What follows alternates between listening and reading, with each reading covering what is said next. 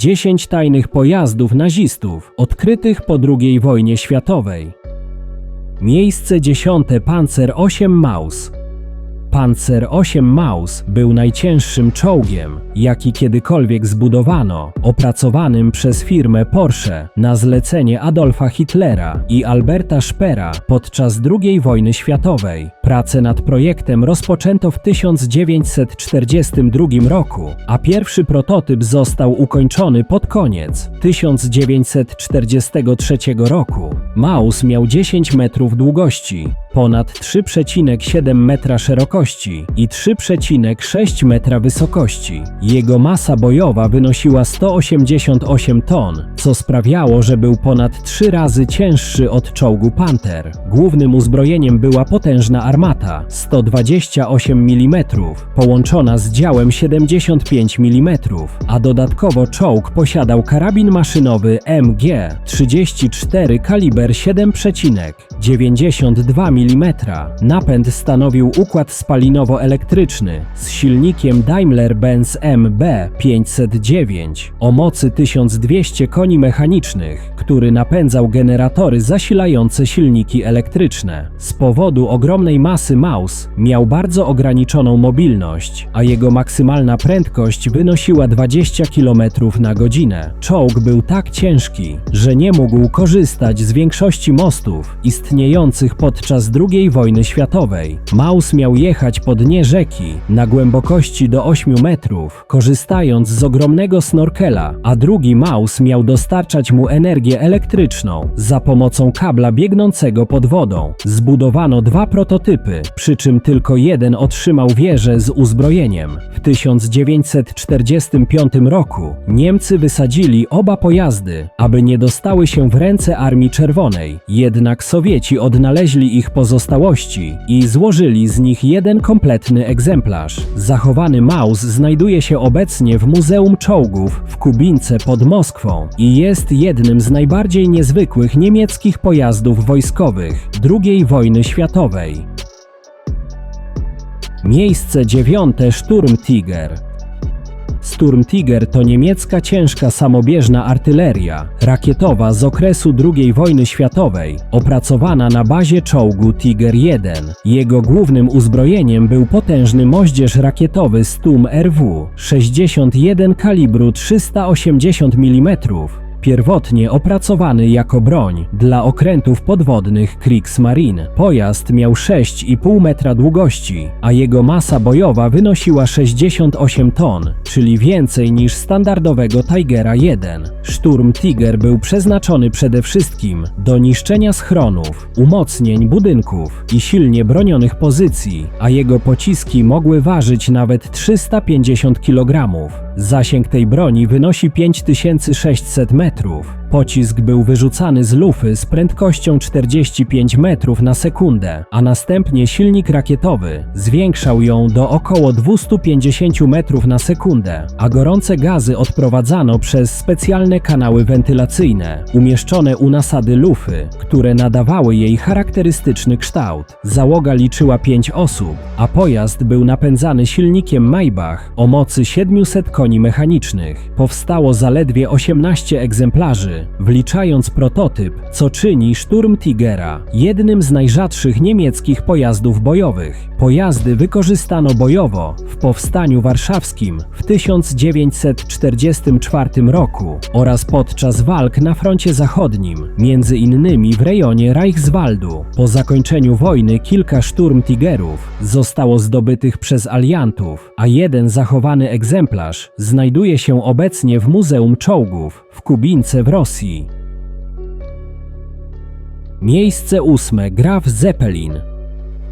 Graf Zeppelin był jedynym niemieckim lotniskowcem, którego budowę rozpoczęto podczas II wojny światowej, ale nigdy nie wszedł do służby. Jego budowę rozpoczęto w 1936 roku w stoczni Deutsche Werke w Kilonii, a wodowanie nastąpiło w grudniu 1938 roku. Okręt miał 262 metry długości, a jego wyporność pełna miała wynosić 34 000 ton.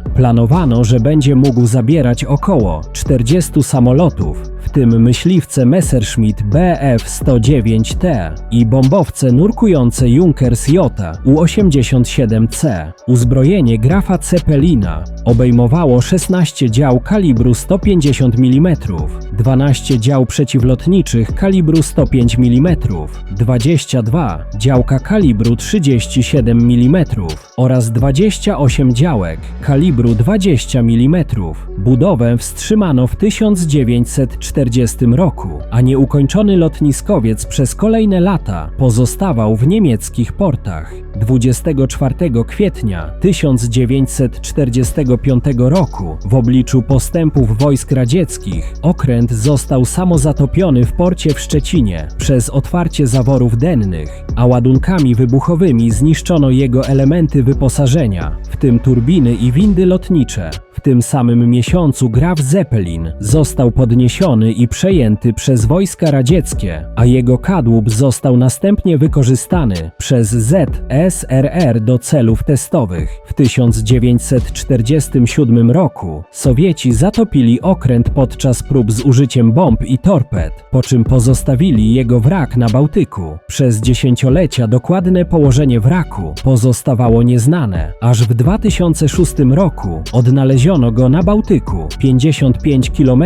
na północ od Władysławowa, przez polską firmę Petrobaltic. Wrak znajduje się na głębokości 87 metrów, co czyni go jednym z największych niemieckich wraków spoczywających na Bałtyku. Miejsce 7. Krupp Reumer S.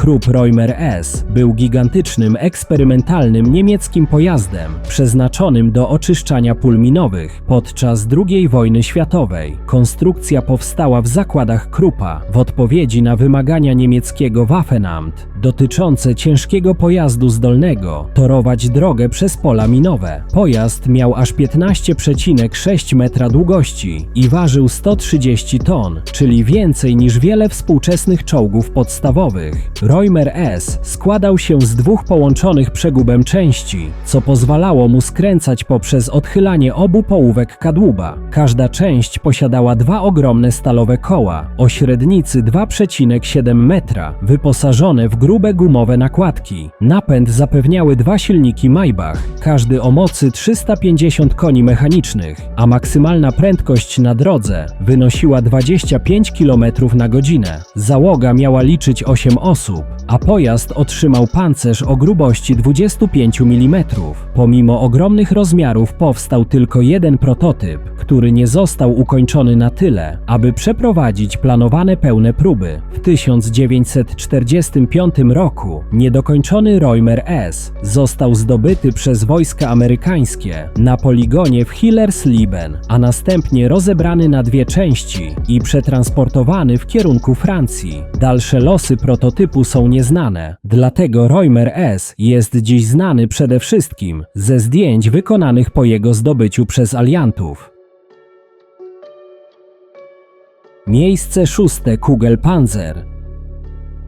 Kugelpanzer to jeden z najbardziej tajemniczych niemieckich pojazdów pancernych z okresu II wojny światowej, którego dokładne przeznaczenie do dziś nie zostało jednoznacznie ustalone. Pojazd miał niemal kulisty stalowy kadłub i był przeznaczony dla jednego członka załogi. Jego konstrukcja wykorzystywała dwa duże koła napędowe po bokach oraz małe koło z tyłu, pomagające w utrzymaniu kierunku jazdy. Kugelpanzer miał 1,5 metra wysokości i ważył 1,8 tony, dzięki czemu był niezwykle mały w porównaniu z klasycznymi czołgami. Według dostępnych informacji napędzał go silnik o mocy około 25 koni mechanicznych, choć dokładne dane dotyczące układu napędowego nie są pewne. Na zachowanym pojeździe nie stwierdzono uzbrojenia, dlatego jego rzeczywista funkcja nadal pozostaje zagadką. Nie wiadomo dokładnie, do czego miał służyć Przypuszcza się, że mógł być pojazdem rozpoznawczym, obserwacyjnym lub eksperymentalnym. Po zakończeniu wojny jedyny znany egzemplarz został odnaleziony w Mandżurii i przejęty przez Armię Czerwoną i przewieziony do Związku Radzieckiego. Kugelpanzer trafił ostatecznie do Muzeum Czołgów w Kubince pod Moskwą, gdzie zachował się do dzisiaj. Kugelpanzer jest dziś jednym z najbardziej tajemniczych zachowanych pojazdów wojskowych III Rzeszy. Miejsce piąte. Schwerer Gustav. Schwerer Gustav był jednym z największych i najcięższych dział artyleryjskich, jakie kiedykolwiek zbudowano, opracowanym przez niemiecką firmę Krupp podczas II wojny światowej. Prace nad działem rozpoczęły się w 1935 roku, a ich inicjatorem był sam Adolf Hitler. Działo miało ogromny kaliber 800 mm, a jego całkowita masa wynosiła około 1350 ton. Konstrukcja była tak wielka, że musiała być transportowana i obsługiwana na specjalnie przygotowanych torach kolejowych. Schwerer Gustav miał 47 metrów długości, a jego lufa miała 32 metry. Z działa można było wystrzeliwać pociski przeciwbetonowe o masie 7 ton, a zasięg najcięższych pocisków wynosił od 38 do 50 km, zależnie od rodzaju amunicji. Obsługa działa liczyła od 250 do 500 żołnierzy, a do jego transportu i przygotowania stanowiska potrzebnych było 2500 osób. Został użyty bojowo w 1942 roku podczas oblężenia Sewastopola, gdzie ostrzeliwał radzieckie fortyfikacje. Zbudowano dwa działa tej serii, Schwerer Gustav i Dora, choć Gustav był jedynym egzemplarzem, którego użycie bojowe jest dobrze udokumentowane. Planowano zbudowanie 3 dział kolejowych kalibru 800 mm, a trzeciego egzemplarza nie zdołano ukończyć. W 1945 roku Niemcy zniszczyli Gustawa, aby nie dostał się w ręce aliantów, dlatego nie zachował się kompletny egzemplarz. Jego fragmenty zostały odnalezione w pobliżu miasteczka Auerbach w Saksonii i przejęte przez wojska amerykańskie, co czyni go ciekawym przykładem niemieckiej Wunderwaffe. Miejsce czwarte. Landkreuzer P-1000 Ratte. Landkreuzer P-1000 Ratte był jednym z najbardziej ambitnych i niezwykłych projektów superciężkiego czołgu III Rzeszy. Projekt został opracowany w 1942 roku przez firmę Krupp. Pojazd miał ważyć około 1000 ton, czyli ponad 5 razy więcej niż Panzer 8 Maus. Ratte miał mieć 35 metrów długości lub 39 metrów, łącznie z lufami skierowanymi do przodu, co czyniłoby go większym od wielu współczesnych budynków. Głównym uzbrojeniem miały być 2 działa okrętowe, kalibru 280 mm, podobne do tych używanych na niemieckich pancernikach typu Scharnhorst. Dodatkowe uzbrojenie miało obejmować działa przeciwpancerne, przeciwlotnicze i liczne karabiny maszynowe. Załoga mogła liczyć od 20 do nawet 40 osób, w zależności od ostatecznej konfiguracji. Po bokach czołgu miały znajdować się po 3 gąsienice o szerokości 1,2 metra. Napęd miały stanowić 2 24-cylindrowe silniki MAN o mocy 8500 koni mechanicznych lub 8 20-cylindrowych silników Daimler-Benz o mocy 2000 koni mechanicznych każdy, aby osiągnąć wymagane 16 000 koni mechanicznych potrzebne do poruszenia pojazdu. Ze względu na ogromną masę pojazd nie mógłby korzystać z większości mostów i dróg. W 1943 roku minister uzbrojenia Albert Speer anulował projekt jeszcze przed rozpoczęciem budowy prototypu. Po wojnie odnaleziono jedynie plany, szkice i dokumentację techniczną, ponieważ żaden egzemplarz nigdy nie został w pełni zbudowany. Jedna z tych wież została wyprodukowana przed ostatecznym zarzuceniem projektu, a następnie użyta w baterii dział nabrzeżnych w Norwegii. Miejsce trzecie. Landkreuzer P-1500 Monster. Landkreuzer P-1500 Monster był projektem gigantycznego niemieckiego działa samobieżnego opracowanego podczas II wojny światowej przez firmę Krupp. Projekt powstał 1942 roku i miał być jeszcze większy od słynnego P-1000 Rate. P-1500 Monster miał ważyć 1500 ton, co czyniłoby go jednym z najcięższych pojazdów bojowych w historii. Konstrukcja miała mieć 42 metry długości, 18 metrów szerokości i ponad 7 metrów wysokości. Jego głównym uzbrojeniem miała być ogromna armata Canone 5 kalibru 800 mm, zdolna do wystrzeliwania pocisków ważących kilka ton. Planowano również dodatkowe uzbrojenie w postaci 2 dział 150 mm oraz kilku karabinów maszynowych. Jako napęd miały służyć 4 silniki diesla, służące dotychczas do napędzania U-bootów. Dodatkowo miał być wyposażony w 4 potężne wsporniki, służące do amortyzacji siły odrzutu. Grubość pancerza miała się wahać od 220 mm do 360 mm. Na najważniejszych elementach jego ogromna masa powodowałaby poważne problemy z poruszaniem się. Największym problemem okazała się siła nacisku na podłoże, gdyż maszyna tych rozmiarów po prostu zapadłaby się. Ostatecznie rozwiązano te kwestie poprzez zaplanowanie gąsienic o szerokości niewiele mniejszej niż szerokość podwozia. Dzieło to nie wyszło z fazy projektu, gdyż już w 1943 roku projekt został zarzucony jednocześnie z P-1000 ze względu na koszty i porażki na froncie. W odróżnieniu od modelu P-1000 Rate nigdy nie podjęto próby jego skonstruowania. Nieznane jest jego przeznaczenie, gdyż konstrukcja tak wielka byłaby zbyt wolna i narażona na ataki powietrzne oraz miny. Miejsce drugie. Horten Ho 229.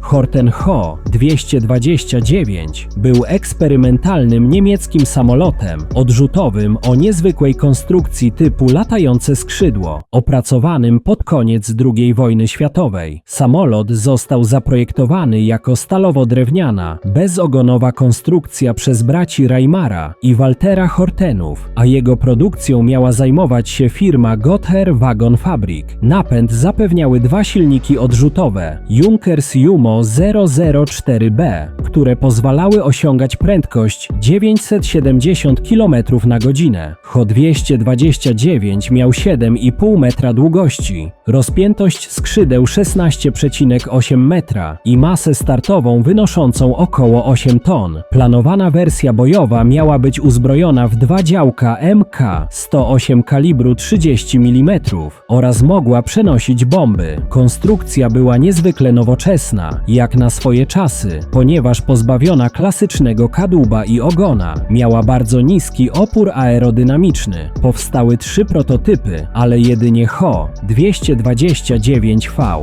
jeden z napędem szybowcowym oraz V2 z silnikami odrzutowymi, przetestowano w locie. Pod koniec wojny prototyp Ho-229V3 został zdobyty przez wojska amerykańskie w zakładach Gotha i przewieziony do Stanów Zjednoczonych wraz z innymi zdobyczami technologicznymi. Zachowany Ho-229V3 znajduje się obecnie w National Air and Space Museum w Waszyngtonie, choć nie jest obecnie prezentowany publicznie jako kompletny samolot. Horten Ho-229 jest jednym z najbardziej niezwykłych niemieckich samolotów odnalezionych po wojnie, a jego futurystyczny kształt sprawił, że często określa się go jako jednego z przodków współczesnych amerykańskich bombowców typu stealth. Miejsce pierwsze. Die Glocke i Haunebu.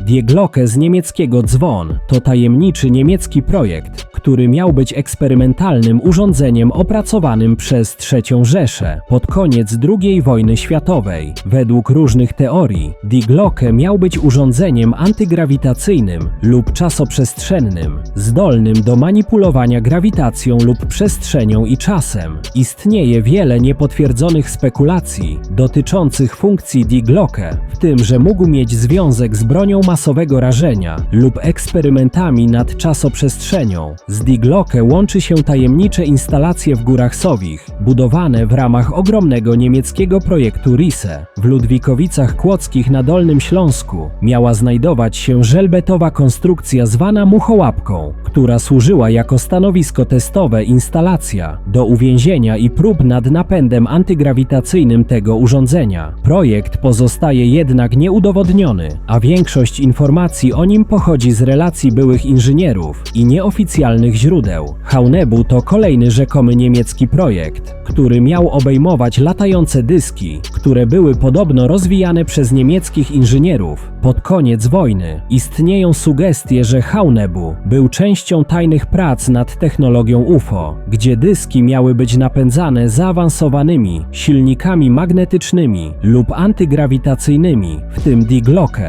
Według legendy Haunebu miał różne rozmiary i mógł osiągać prędkości przekraczające prędkość dźwięku, a nawet wylatywać w przestrzeń kosmiczną. Projekty te miały być rozwijane w tajnych niemieckich laboratoriach, takich jak Risse, kompleksie w Górach Sowich. Po wojnie Die Glocke i Haunebu miały zostać przejęte przez USA, a technologia ta miała inspirować rozwój nowoczesnych technologii lotniczych i kosmicznych. Choć projekty te były przedstawiane w literaturze i filmach jako Wunderwaffe, nie ma żadnych dowodów na to, że III Rzesza rzeczywiście osiągnęła tak zaawansowane technologie, które mogłyby pomóc w wygraniu wojny.